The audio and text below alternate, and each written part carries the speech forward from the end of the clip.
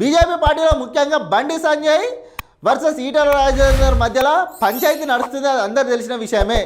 వీళ్ళ ఇద్దరి మధ్యలో పచ్చగా దేశం అంటుకో అది బగ్గుమని మండేటైతే మండుతుంది. అయితే దీనికి సంబంధించి నిన్న ఈటల రాజేందర్ కొన్ని ఘాటు వాక్యాలు అయితే చేసిండు. క్లియర్గా బండి సంజయ్ని ఉద్దేశించి మాట్లాడిని చెప్పి అయితే అందరూ అంటున్నారు, కులమత రాజకీయాలు చేస్తే మనం నిలబడలేము, తెలంగాణలో అధికారంలోకి రాలేము ఇక మనం అని చెప్పి ఈటల రాజేందర్ అంటుండు. నా ప్రాణం ఉన్నంత వరకు నేను టోపీ పెట్టుకోను అంటే, నా ప్రాణం ఉన్నంత వరకు టోపీ పెట్టుకోను అంటే ముస్లిమ్స్కి సంబంధించింది. మొలతాడు ఉన్న వాళ్ళం మనకు రోషము పౌరుషం ఉందని చెప్పి ఇట్లా ప్రచారాలు చేస్తే ఇక మనం తెలంగాణలో అధికారంలోకి రాలేమని చెప్పి అయితే నిన్న ఈటల రాజేందర్ గారు అంటున్నారు. వాస్తవానికి ఏ రాజకీయ నాయకుడైనా వాళ్ళు హిందువు ముస్లిమ్స్ అని తేడా లేకుండా ప్రతి అభ్యర్థి దగ్గరికి పోయి కలుపుకొని పోతేనే అప్పుడు సక్సెస్ అవుతారు.